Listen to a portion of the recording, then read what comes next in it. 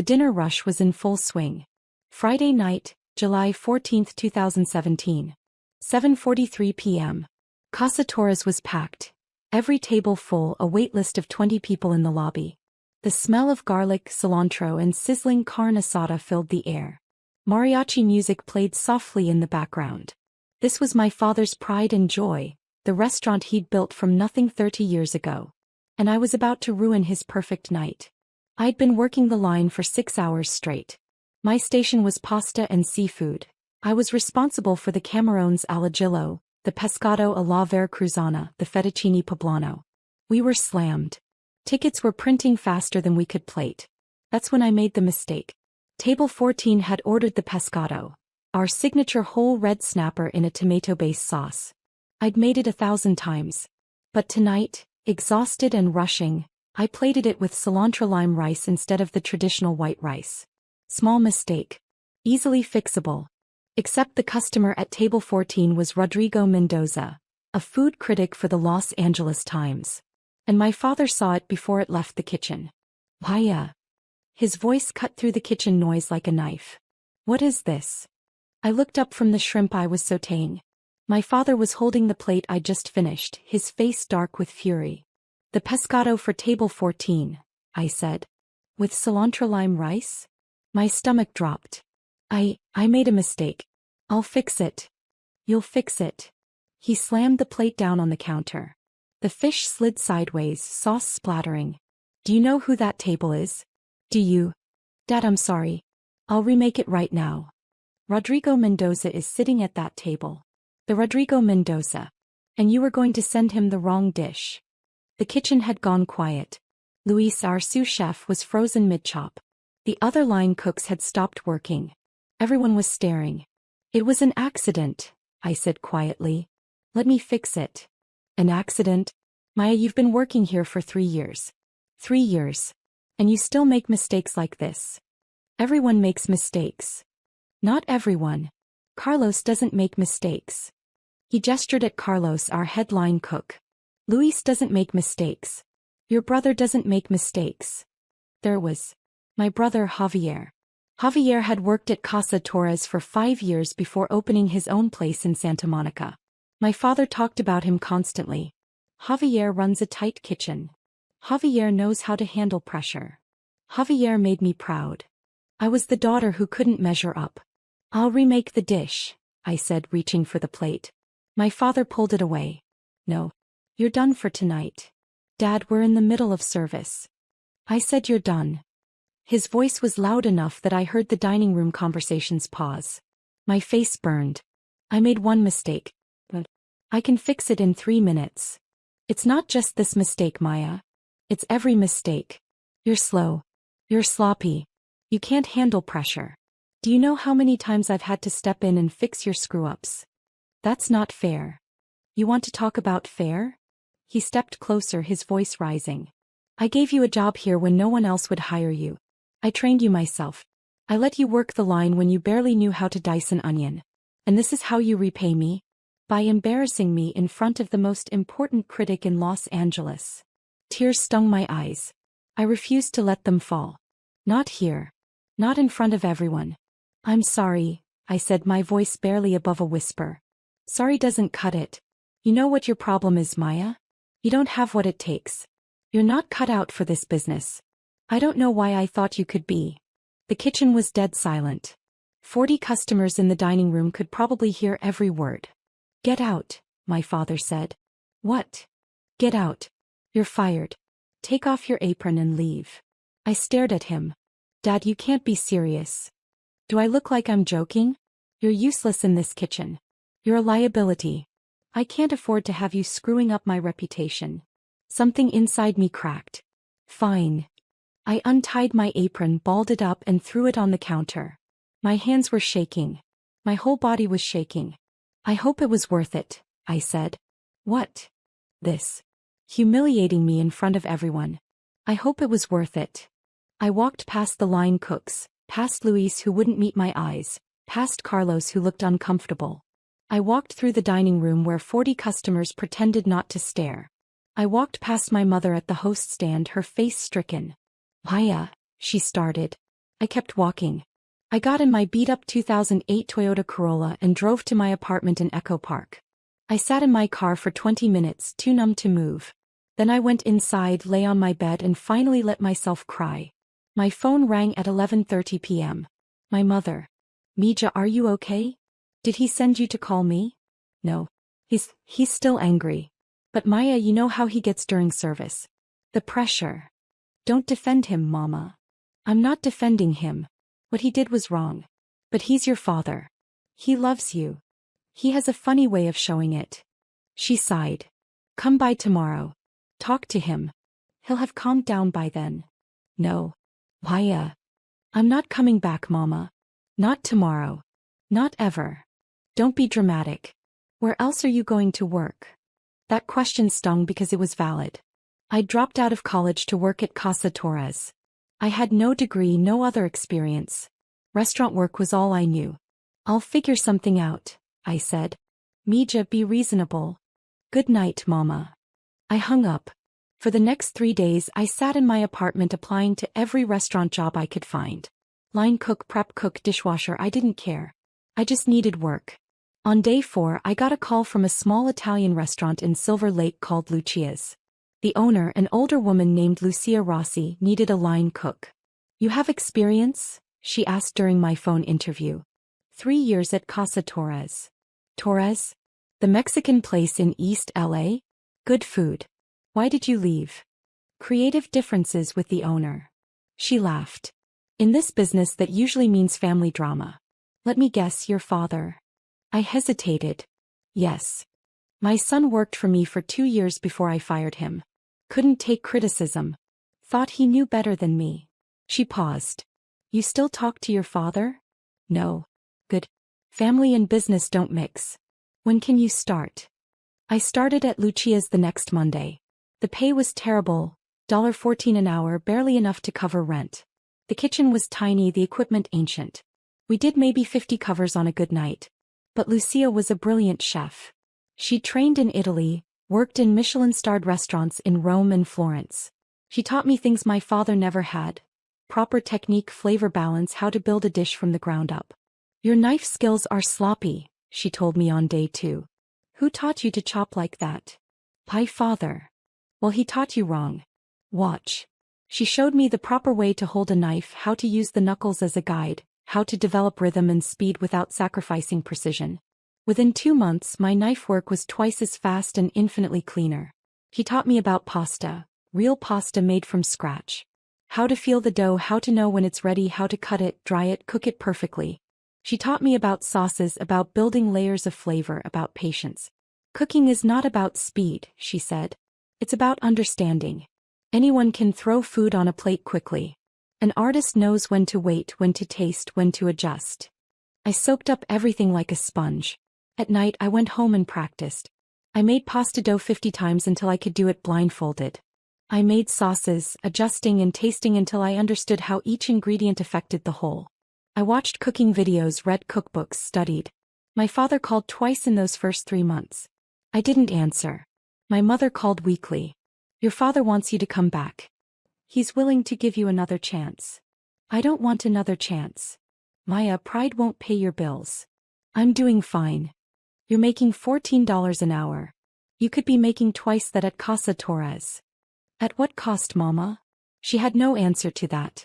After 6 months at Lucia's, I was running the line most nights. Lucia trusted me with her recipes, her techniques, her vision. You're good, she told me one night after service. Really good. You have instincts. Natural talent. Thank you. But you're wasting it here. She gestured around the tiny kitchen. You should be working somewhere bigger. Better. I like it here. I like you here too. But I'm not going to hold you back. When you're ready to move on, you move on. No hard feelings. 3 months later, I got a job at Osteria Mozza in Hollywood. One of Nancy Silverton's restaurants. A real name, a real opportunity. I worked there for a year learning from some of the best chefs in Los Angeles. The pace was brutal, the standards impossibly high. I worked 16-hour days, came home with burns on my arms and cuts on my fingers. I loved every second. But I was learning something else too. I was learning about the business side. How restaurants made money, how they managed inventory, how they priced menus. I paid attention to the managers, asked questions, studied their systems. Because an idea was forming in my head. A dangerous, ambitious, probably stupid idea. I wanted to open my own restaurant. I started saving every penny. I lived on rice and beans, worked double shifts, picked up extra hours wherever I could. In 18 months I'd saved $23,000. Not nearly enough to open a restaurant, but enough to start. I met Roberto Chin during a pop-up dinner event in downtown LA. He was a businessman, an investor who specialized in restaurant ventures. We got talking after I'd cooked a 5-course tasting menu for his table. "This sea base," he said, pointing at his empty plate. "Where did you train?" "Osteria Mozza. Before that, Lucia's. Before that, my father's restaurant." "Your father's restaurant?" "Casa Torres in East LA. I know that place. Good food. Traditional. Very traditional. But you're doing something different. This sea base, it's Mexican ingredients with Italian technique. Fusion but thoughtful. Not gimmicky." "That's exactly what I'm trying to do." We talked for 2 hours. I told him about my idea. A restaurant that blended my Mexican heritage with the Italian techniques I'd learned. Elevated but accessible. High quality but not pretentious. "How much do you have saved?" he asked. $23,000. He laughed. "You'll need 10 times that. Maybe 20. My heart sank. "I know. I'm not ready yet. But someday." "What if I said I'd invest?" I stared at him. "Seriously. I like your food. I like your vision. More importantly, I like your humility. You know what you don't know. That's rare." He paused. "I'll put in $200,000 for a 40% stake. You put in your $23,000 and your expertise. We split the profit 60 to 40 in your favor." "Are you serious?" "I don't joke about money." 6 months later we opened Marisol in Culver City. 28 seats. Tiny kitchen. A menu that featured things like chili braised short rib ravioli, mole negro risotto, carnitas arancini. Mexican-Italian fusion done right. We almost died in the first 3 months. The rent was too high, the labor costs were killing us, we couldn't get enough customers through the door. But then Jonathan Gold reviewed us. "Marisol is a revelation," he wrote. "Chef Maya Torres takes the best of her Mexican heritage and the Italian techniques she's mastered and creates something entirely new. This is not fusion for fusion's sake. This is thoughtful, delicious, important cooking." After that review we had a 2-month wait list. We started turning a profit in month 6. By the end of year 1, we'd done $890,000 in revenue. Roberto wanted to expand. "We should open a second location," he said. "Santa Monica. Bigger space, more covers." "I don't know if I'm ready." "You're ready. Maya, you're one of the most talented chefs I've worked with. And you're a better businessperson than you think. Let's do this." We opened Marisol Santa Monica 18 months after the first location. Then came Marisol Downtown. Then Marisol Pasadena. By year 4 I had 7 restaurants across Southern California. We were doing $8.3 million in annual revenue. By year 6 I had 12 restaurants. We'd expanded to San Diego and Orange County. Revenue hit $18 million. I was 29 years old. My father never called. Not once in those 6 years. My mother did occasionally. She told me about Casa Torres. How business was steady, how my father had hired a new line cook, how Javier was thinking about opening a second location in Westwood. She never asked about my restaurants. I think it was too painful for her to acknowledge that I'd succeeded without them. In year 7 I got a call from a commercial real estate broker named Susan Park. "Miss Torres, I have a property that might interest you. A restaurant space in East LA. The current owner is looking to sell." "I'm not looking to expand into East LA, I said. "It's Casa Torres." I froze. "What?" "Casa Torres. The Mexican restaurant on 4th Street. The owner is looking to retire. He's asking $2.1 million for the business, property, and all assets." My heart was pounding. Why is he selling? He's getting older. Business has been declining for the past few years. Competition in the area has increased. He wants to sell while he still can. "Who's the owner?" "Eduardo Torres. I believe he's my father." Silence on the other end. "I see. Susan finally said. This might be complicated. Does he know you're calling me? No. I'm calling every restaurant operator in Southern California. Your company came up because of your expansion success. I had no idea about the family connection. I sat back in my chair. Casa Torres. The restaurant where I'd learned to cook, where I'd been humiliated, where I'd been fired. The restaurant my father loved more than he'd ever loved me. Send me the financials, I said. The numbers were worse than I'd expected. Revenue had dropped 35% over the past 3 years. The property needed significant repairs. Equipment was outdated. They were barely breaking even. But the location was prime. The building itself was worth at least $1.4 million. The business, even struggling, had name recognition and a loyal customer base. It was worth buying. But more than that, and I wasn't proud of this, I wanted it. I wanted to own the place that my father had chosen over me. I wanted him to know that the daughter he'd called useless had become successful enough to buy his entire legacy. It was petty. It was vindictive. I didn't care. Make an offer, I told my lawyer, Richard Chin, Roberto's cousin. $1.8 million. All cash. 30-day close. That's $300,000 under asking. Their financials are a mess. They'll take it. 3 days later, Susan called back. They accepted. But Eduardo wants to meet the buyer before he signs. No. Miss Torres, it's a reasonable request. Tell him the buyer wants to remain anonymous until closing. That's non-negotiable. She sighed. I'll try. My father pushed back. He wanted to know who was buying his restaurant, wanted to meet them, wanted assurances they'd maintain his legacy. I held firm. Anonymous buyer or no deal. Finally, his lawyer convinced him. Eduardo, you're in no position to be picky. You have one serious offer. Take it. The closing was scheduled for October 23, 2024. 2 p.m. at Richard's office in Century City. I dressed carefully that morning. Black Armani suit. Louboutin heels. My hair pulled back in a sleek bun. I looked like exactly what I was. A successful restaurateur worth $4.7 million on paper. I arrived at Richard's office at 1:45 p.m. He'd set up the conference room perfectly, me at the head of the table, my back to the door. You sure about this? Richard asked. Completely. It's going to be brutal. Good. My father arrived at 2:03 p.m. I heard his voice in the lobby talking to Richard's assistant. That familiar baritone, slightly rougher now with age. My mother was with him. I heard her too. Richard brought them into the conference room. I didn't turn around. Mr. and Mrs. Torres, please have a seat, Richard said. We're just waiting for. Where's the buyer? My father interrupted. I was told they'd be here. She's here, Richard said. I heard them sit down across from me.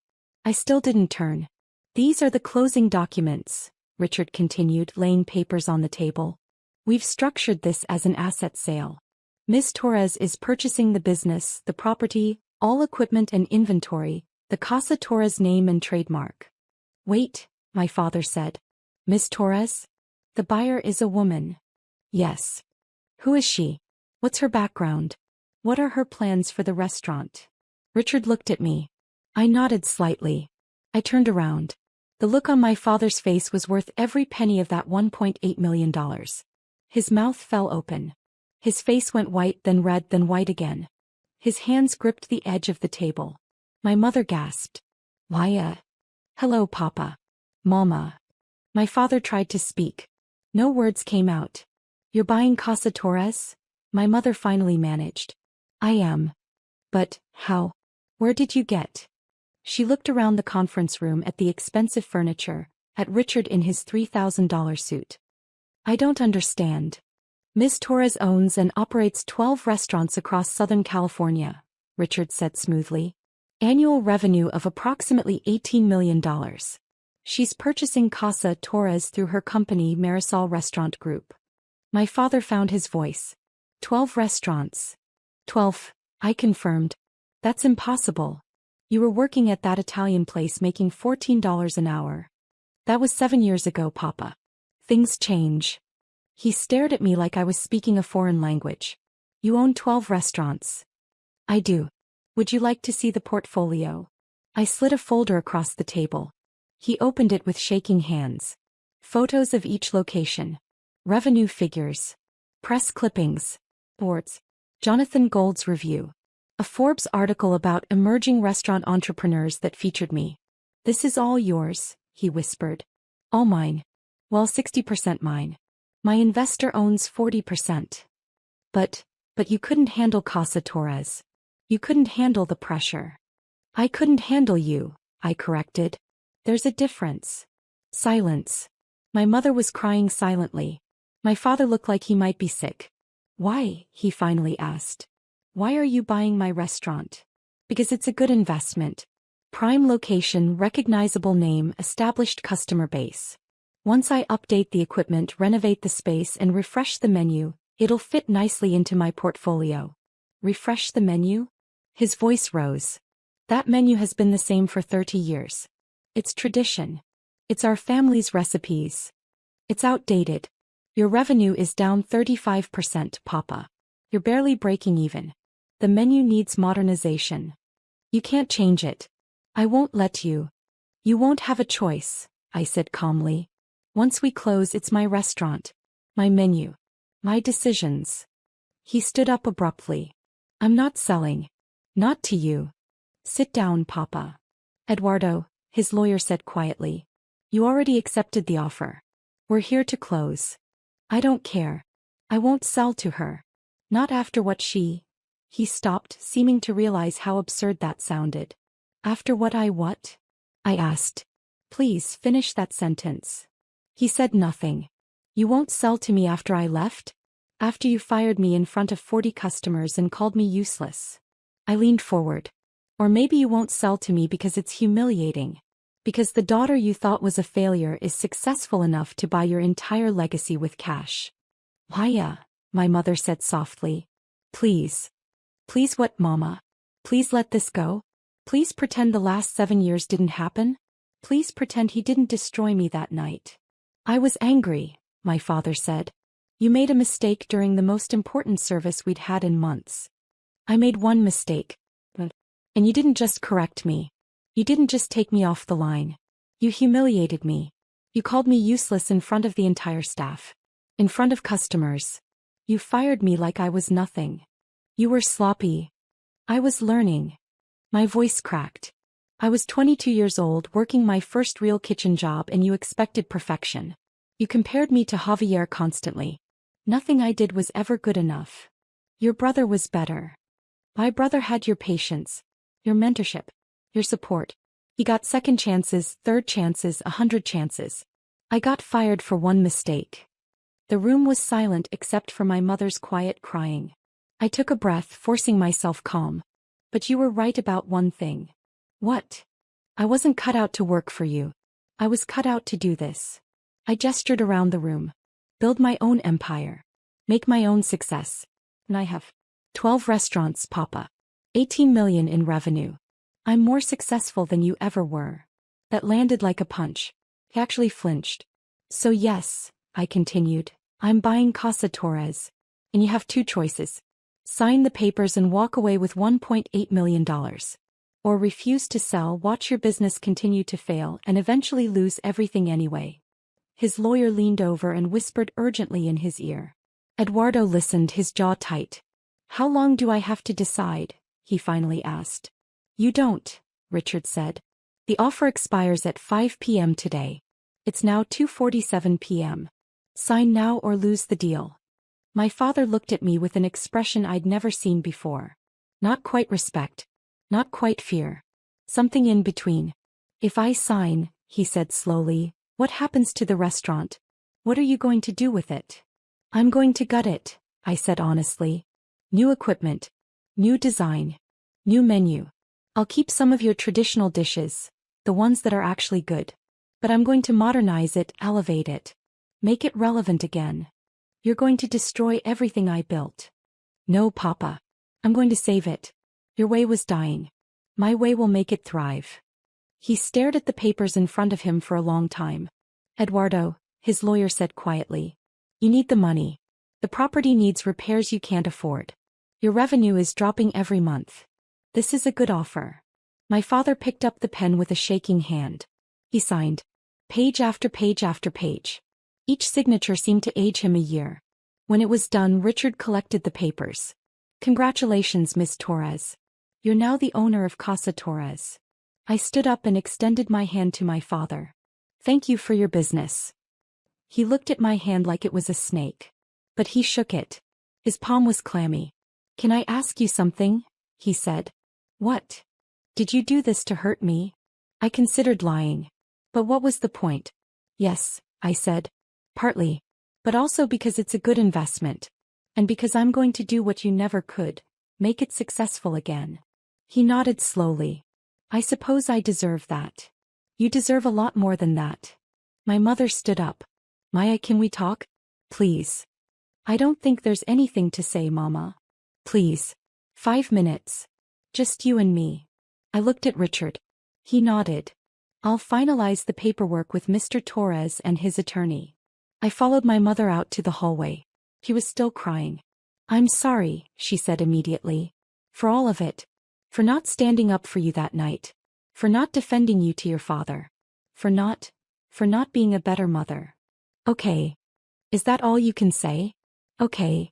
What do you want me to say, Mama? That it's fine? That I forgive you? I don't. Not yet. What can I do? Nothing. There's nothing you can do. The damage is done. You're my daughter. Then you should have acted like it 7 years ago. I softened slightly. Look, I don't hate you. I'm not trying to hurt you. But I'm also not going to pretend everything is fine. You stood by and watched him destroy me. You chose him over me.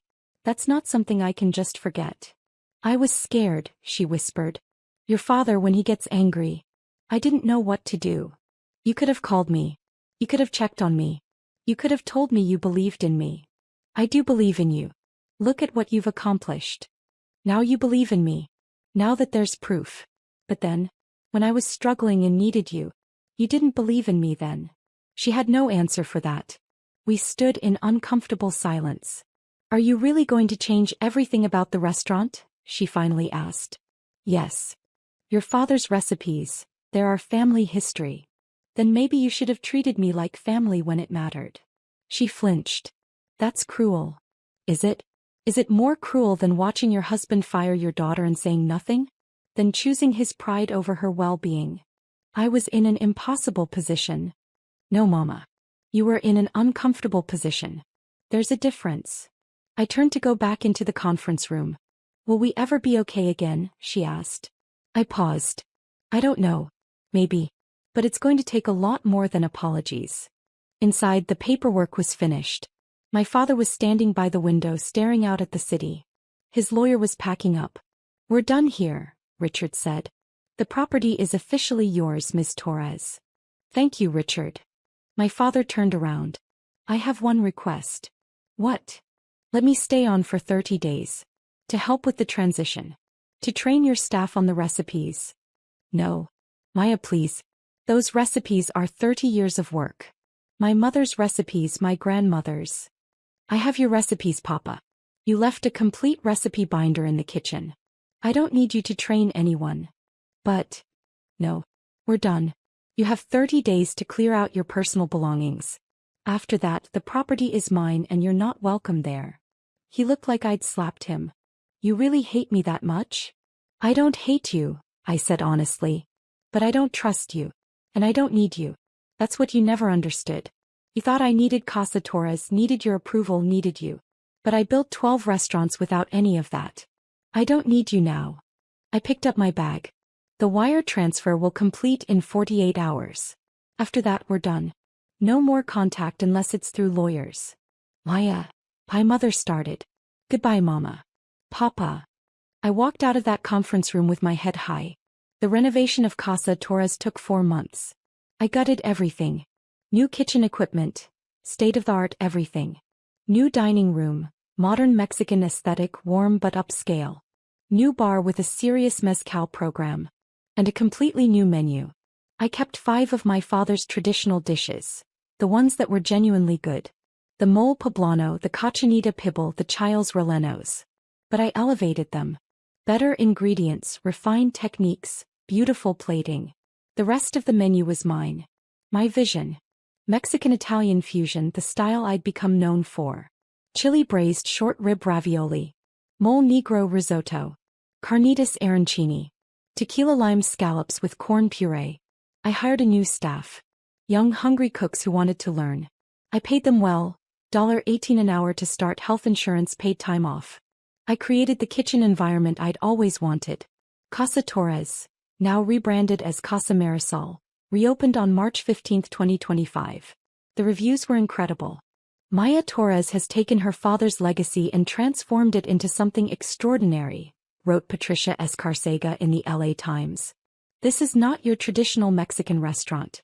This is elevated, innovative, exciting. And it's packed every night.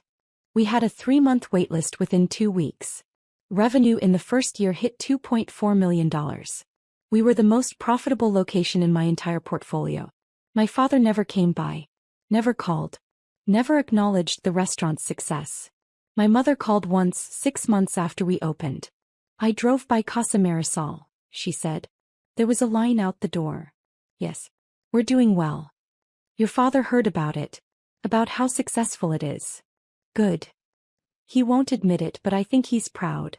In his way. I don't need his pride, Mama. I never did. I know. I just thought you should know. We talked for a few more minutes about nothing important, then hung up. A year after opening Casa Marisol, I was featured in Forbes as one of the 30 most promising entrepreneurs under 30.